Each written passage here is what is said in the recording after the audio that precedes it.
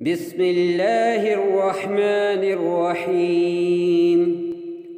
اللهم يا ذا المن ولا يمن عليه، يا ذا الجلال والإكرام، يا ذا الطول والإنعام، لا إله إلا أنت زهر الذين وجار المستجرين وأمان الخائفين.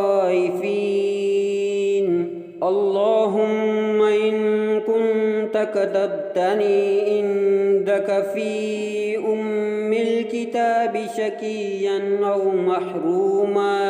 أو محروما أو مطرودا أو مكدرا علي في